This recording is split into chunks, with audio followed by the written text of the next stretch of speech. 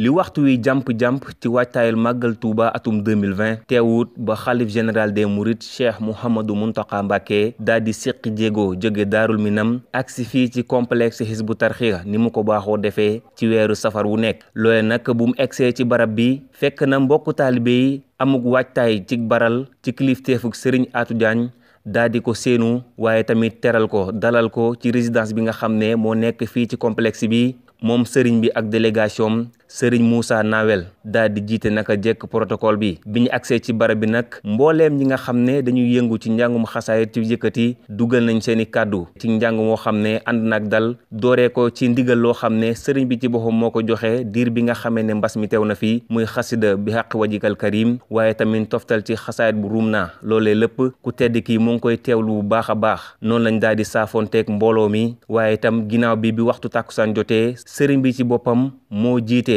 julik tàkkusaan ci jàkk ji nga xam ne moo nekk fii ci complexe bi